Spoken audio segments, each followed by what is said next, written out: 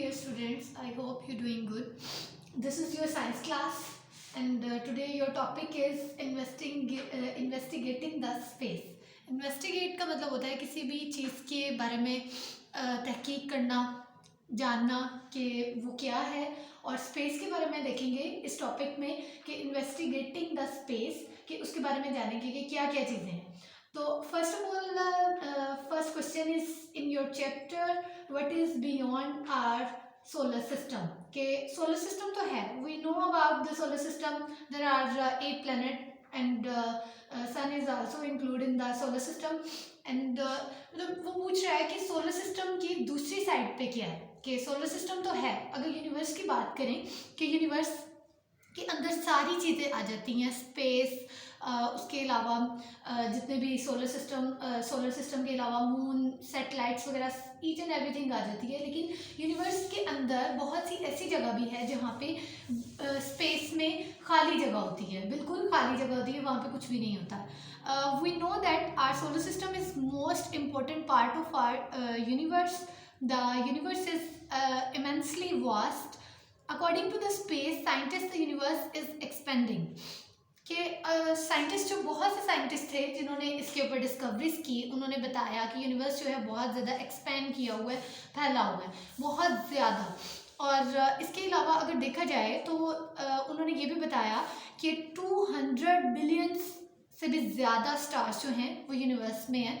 और उसके बाद बहुत से क्वेश्चन यहाँ पे होते हैं, आपकी बुक में भी हैं, आपके माइंड में भी आते हैं वैसे, कि मैनी क्वेश्चंस में arise in our mind as what is the universe, how did it begin.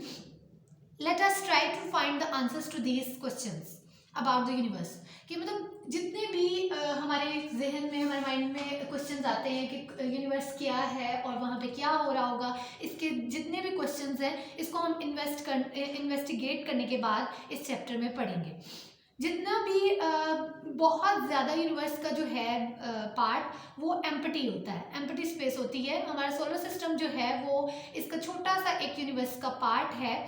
Solar system में आ जाएगा सन और 8 प्लैनेट्स आ जाएंगे. बहुत सी थेरीज हुई जो कि साइंटिस्ट ने एक्सप्लेन की कि कैसे ओरिजिन हुआ. ओरिजिन का मतलब होता है किसी भी चीज़ की स्टार्ट, किसी भी चीज़ का बनना, उसका स्टार्ट कि कैसे हुआ. यूनिवर्स के बारे में भी इधर बताएंगे साइंटिस्ट कि कैसे सारे एक्सपेरिमेंट्स हुए, कैसे डिस्कवरीज हुई, और उसके बाद जाना गया कि कैसे ओरिजिन हुआ यूनिवर्स का. यूनिवर्स के बारे में अगर देखें तो बहुत ज़्यादा थ्योरीज जो है साइंटिस्ट ने दी. उसके बाद हमें पता चला, जितने भी ह्यूमंस की एफर्ट्स थे, मतलब साइंटिस्ट जो थे उनकी एफर्ट्स के बाद पता चला कि स्पेस में क्या हो रहा है, उसके बारे में अंडरस्टैंड करने का हमें मौका मिला. उसके बाद सबसे पहले जो थ्योरी पेश की गई थी वो थी big bang theory. Big bang theory के बारे में 10 to 20 बिलियन ईयर्स अगो पहले बताया गया था. अगर हमारे इस्लाम, अकॉर्डिंग टू आर इस्लाम बात की जाए तो जो हज़रत इब्राहीम अलैहिस्सलाम का जो रिलीजन था वही हमारा रिलीजन है. और उसके बाद क्या हुआ, उसी के बाद उसी को चलते चलते जब यूनिवर्स के बारे में जाना गया कि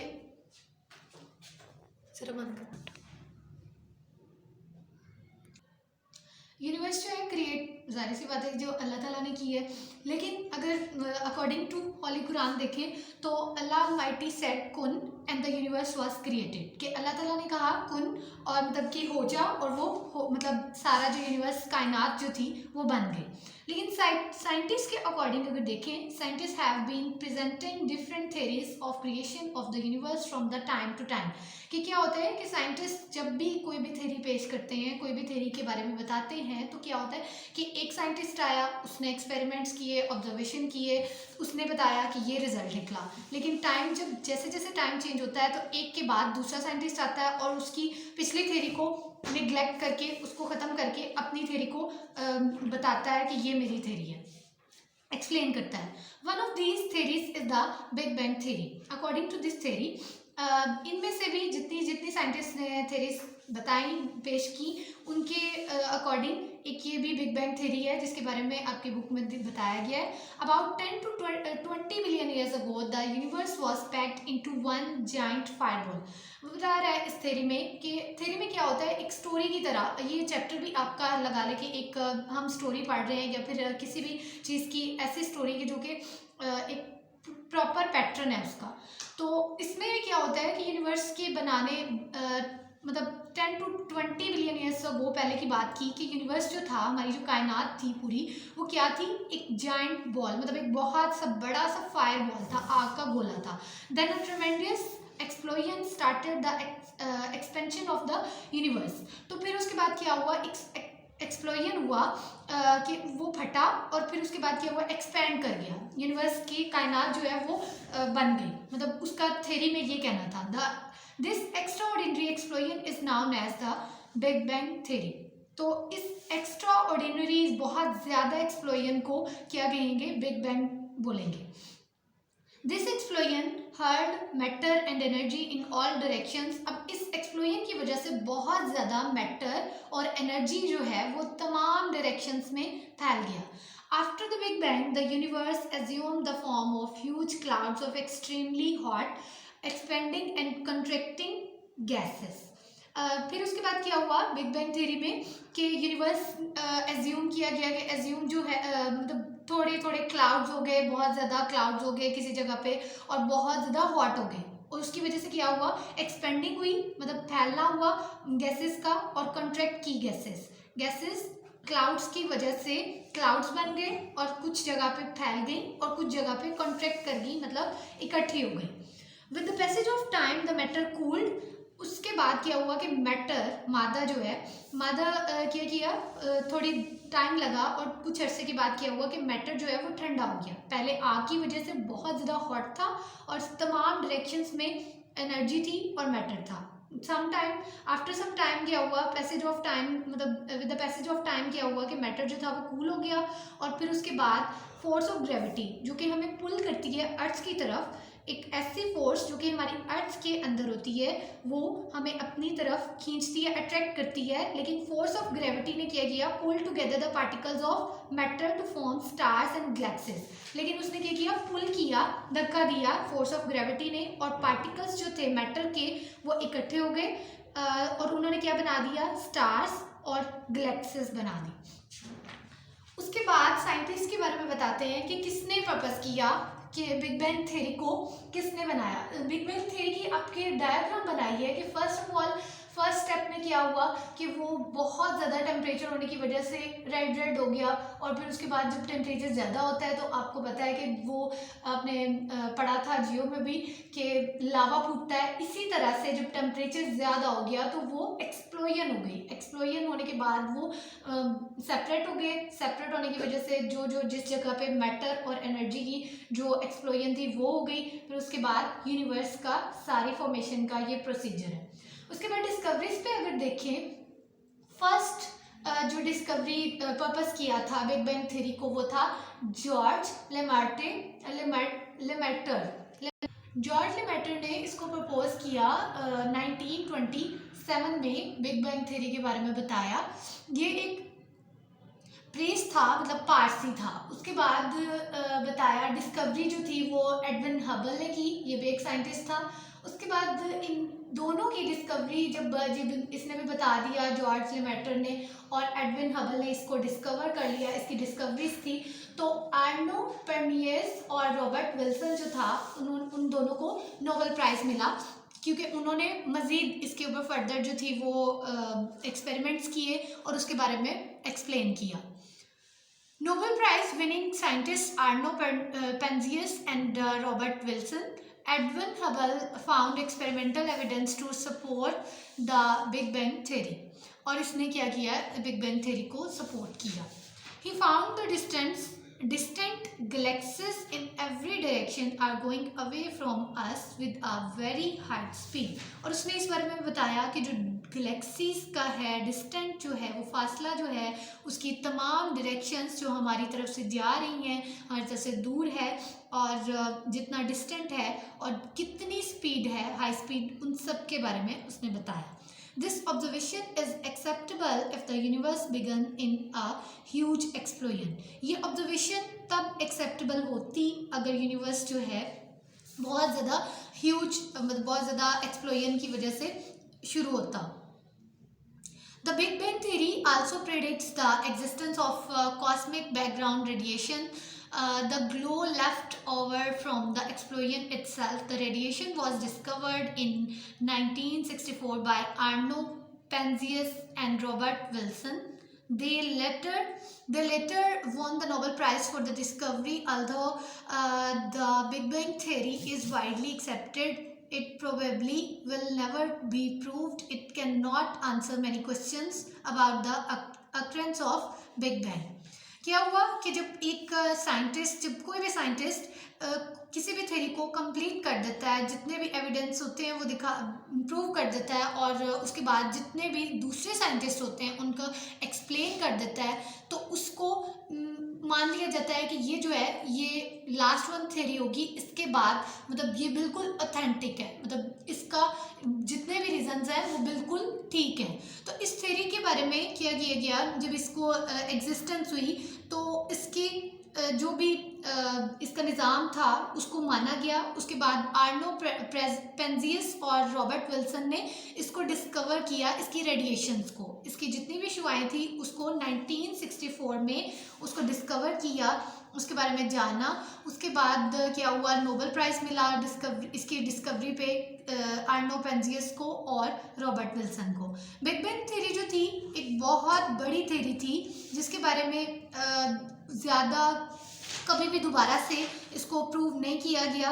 और फिर उसके बाद इसके जितने भी क्वेश्चंस थे इसके बारे में मज़ीद जितने भी हुए थे, can not answer many questions about the occurrence of big bang, मतलब बहुत ज़्यादा मज़ीद जो सवालात थे इसके बारे में नहीं उठाए गए. उसके बाद next topic is your next topic is stars, galaxies, milky way and star distances.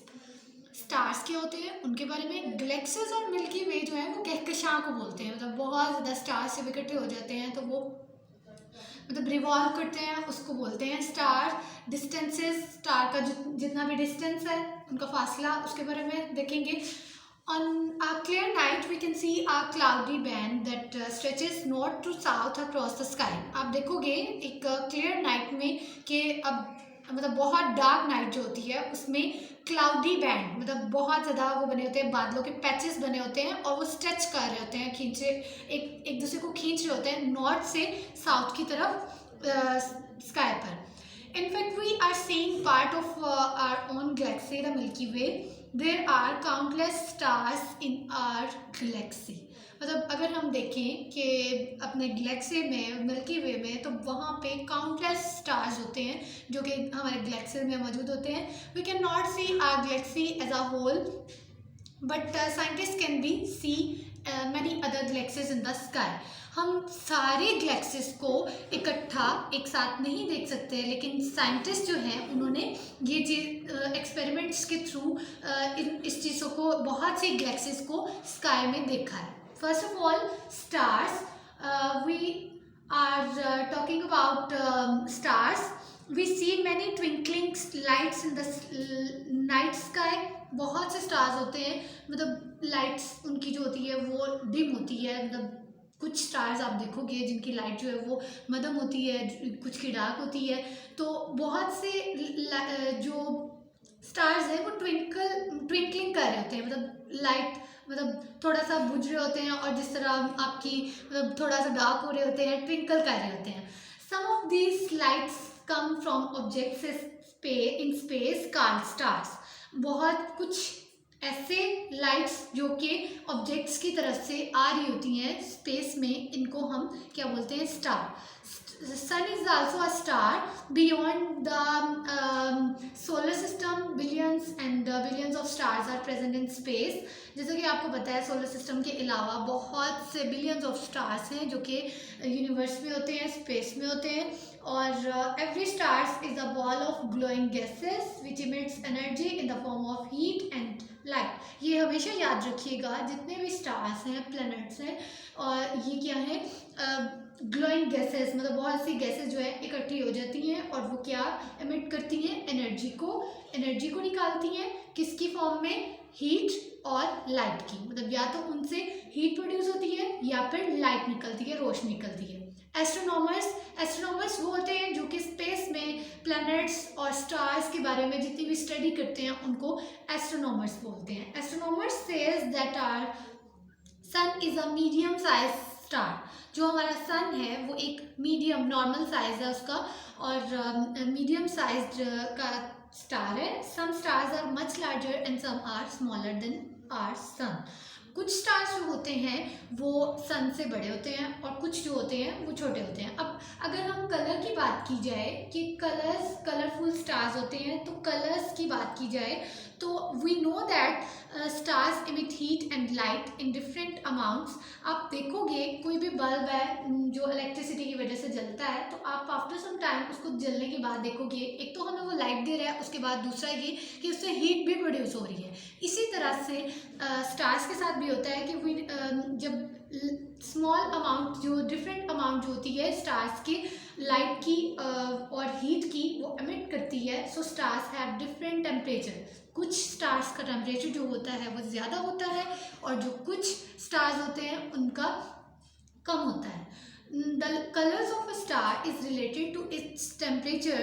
तो इस वजह से क्या होगा कि जो कलर है स्टार का वो रिलेट करेगा टेम्परेचर का। So it's depend on temperature कि अगर टेम्परेचर ज़्यादा है तो जो उसका कलर है वो कैसा होगा, वो देखते हैं। कूलेस्ट स्टार जो है बहुत ज़्यादा ठंडा, उसका टेम्परेचर कितना होता है, वो होता है 28 सेंटीग्रेड और उसका कलर क्या होता है, रेड कलर होता है। आपने देखा होगा कि लाइट मतलब जो भी आग है, फायर है, उसको आप देखोगे जलते जलते क्या होगा कि गैस पे रखोगे अगर तो उसका रेड कलर ऊपर होगा और जो सबसे नीचे वाला फ्लेम होगा उसका वो ब्लूइश कलर में होगा। तो जो ब्लूइश कलर होगा वहाँ पे टेम्परेचर हमेशा ज़्यादा होता है। जो रेड कलर होता है उसका टेम्परेचर कम होता है, तो उसका कलर जो हुआ वो रेड है, बट ब्लू कलर के ऊपर ज़्यादा टेम्परेचर है बट उसका कलर जो है वो ब्लू है। कूलेस्ट स्टार जो है मतलब ठंडा एज कम्पेयर टू 28,000 वाले से 2800 वाला जो है वो कूलेस्ट ही होगा, ठंडा होगा। जो हॉटेस्ट है, बहुत ज़्यादा गर्म स्टार है, उसका जो है 28,000 सेंटीग्रेड है और उसका कलर जो है it looks blue colour. Okay, the start with the between temperatures have orange, yellow and white colors. अब जो लोएस्ट है मतलब कूलेस्ट है उसका 2800 हो गया, हॉटेस्ट जो है उसका 28,000 हो गया। अब इन दोनों रेंजेस के दरमियान जितने भी स्टार्स हैं, मतलब फॉर एग्जांपल अगर किसी स्टार का 29 है और अगर किसी स्टार का 27,000 है और 2900 है, इनके दरमियान में अगर किसी का टेम्परेचर है तो वो कौन कौन से कलर में होंगे, उनका टेम्परेचर के according orange, yellow and white colours, इन कलर्स में होंगे उन स्टार का according to temperature. The sun is a yellow star, मतलब आपको पता है कि जो सन है उसके अंदर ऑरेंज कलर भी है बट मोस्टली जो है वो ज़्यादातर जो है वो येलो कलर है। It has temperature of 5500 to 6000 Celsius at its surface, मतलब जो उसकी सरफेस होती है, जो उसकी ऊपर वाली सतह होती है, बैरूनी सतह जो होती है, उसका टेम्परेचर जो है वो 5500 से 6000 सेल्सियस तक है। Stars that are little colder than the sun look orange, मतलब जो स्टार्स ऐसे जो कि थोड़े से ठंडे होते हैं एज कम्पेयर टू सन, वो ऑरेंज कलर में होते हैं। Stars that are little hotter than the sun appear white. अब जो सन से ज़्यादा थोड़े से कोल्डर होंगे वो क्या होंगे, ऑरेंज कलर में, और जो थोड़े से ज़्यादा गर्म होंगे वो वाइट कलर में शो होंगे। अब आगे ब्राइटनेस अगर देखें कि ब्राइटनेस मतलब उसका शाइन करना, ब्राइटनेस किसी भी स्टार की जो चमक है वो 2 फैक्टर्स पे डिपेंड करती है। It's up to depends on 2 factors. First of all distance of the star from the earth, कि हमारा कोई भी अर्थ से अगर हम देखते हैं किसी भी स्टार को तो हमारा कितना डिस्टेंस है। अगर तो हम ज़्यादा हाइट पे हैं तो उसका डिस्टेंस जो है उतना कम हो गया। अगर हम बिल्कुल ज़मीन पे हैं, अर्थ पे हैं, तो हमारा डिस्टेंस जो है स्टार से वो ज़्यादा हो गया। उसके बाद सेकेंड पॉइंट है, फैक्टर है amount of energy that emits, मतलब किसी भी स्टार की एनर्जी, कोई भी एनर्जी की अमाउंट जो कि वो निकाल रहा है अपने अंदर से। Imagine that you are looking at 2 stars that are exactly the same distance from the earth. वगैरह इमेजिन करें कि आप क्या ज़मीन पे खड़े हो और आप 2 स्टार्स को सेम डिस्टेंस से देख रहे हो। The stars which emit greater amount of energy will same brighter then the other. और वो दोनों स्टार क्या होगा कि अपनी एनर्जी जो है वो खारिज कर रहे हैं और उनकी जो अमाउंट ऑफ एनर्जी है बहुत ज़्यादा है as compare to other brighter stars, मतलब वो ज़्यादा ब्राइटर नजर आएंगे as compare to other stars. Now imagine two stars that emit equal amount of energy. One is near to the earth and other is very far away from the earth. Which star will look brighter? अब वो question क्या कर रहा है कि अब imagine करें कि आप 2 स्टार्स को देख रहे हैं और उनकी जो एनर्जी है इक्वल अमाउंट में है, मतलब वो इक्वल अमाउंट में एनर्जी जो है वो अपनी निकाल रहे हैं, लेकिन एक जो है वो अर्थ के बहुत ज़्यादा करीब है और एक जो है वो बहुत ज़्यादा फासले पे है, मतलब दोनों का फासला जो डिस्टेंस है वो थोड़ा डिस्टेंस पे चेंज है। तो विच स्टार विल लुक ब्राइटर, तो जाहिर सी बात है जिसका डिस्टेंस जो है वो कम होगा वो ज़्यादा ब्राइटर नज़र आएगा as compare to other one. The near one और फर्दर वन, मतलब वही क्वेश्चन रिपीट। उसके बाद कितने मिनट्स की होगी।